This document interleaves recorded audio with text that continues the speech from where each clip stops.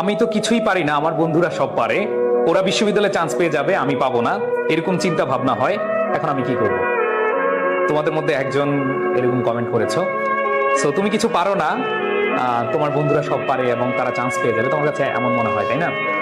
আসলে এটা পুরোপুরি স্বাভাবিক যে তুমি যখন কারোর সাথে কম্পেয়ার করবে, তুমি যখন নিজেকে অন্যের সাথে তুলনা করবে, তখনই তোমার এটা মনে হবে যে অন্যরা একটু তোমার চেয়ে গিয়ে তুমি একটু পিছিয়ে। এটা স্বাভাবিক, এটা পুরোপুরি স্বাভাবিক।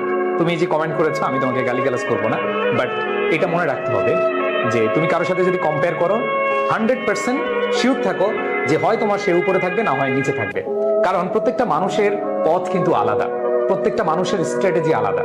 সো তুমি কারোর সাথে কম্পেয়ার করতে গেলেই নিজেকে হীনমন্যতায় ভোগাবে এবং একটা সময় মনে হবে যে তোমার দ্বারা কিছু সম্ভব না, এবং তোমার সম্ভাবনা, তোমার যে শক্তি, এই শক্তিটাও তুমি হারিয়ে ফেলবে।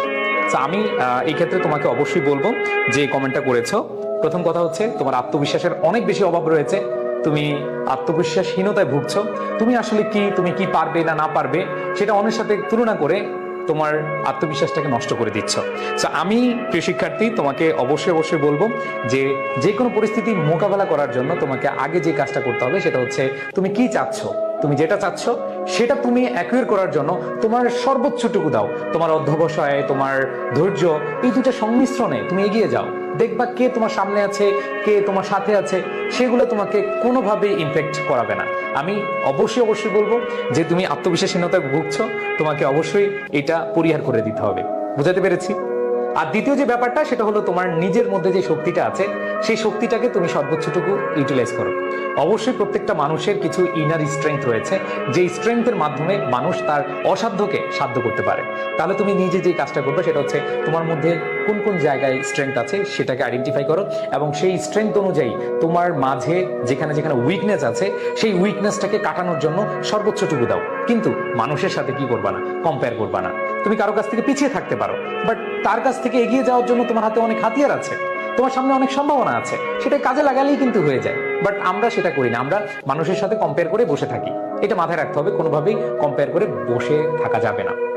এই জন্য তোমাকে তৃতীয় যে কাজটা সেটা করতে হবে, সেটা হলো পরিকল্পনা। তুমি দেখো তুমি কি চাও। ধরো তুমি হচ্ছে কোনো একটা ইউনিভার্সিটিতে চান্স পেতে চাও, তুমি জানো এখানে অনেক প্রতিযোগী, অনেক অনেক স্টুডেন্ট পরীক্ষা দিবে, তোমার চেয়ে অনেক মেধাবী স্টুডেন্ট পরীক্ষা দিবে এবং তারা সবকিছু পারে, তুমি পারছো না, তুমি পিছিয়ে আছো। তুমি পরিকল্পনা করো যে তোমার যেখানে যেখানে পিছিয়ে থাকার বিষয়, সেই বিষয়গুলোকে তুমি ফোকাস করে নিজের সর্বোচ্চটুকু দাও।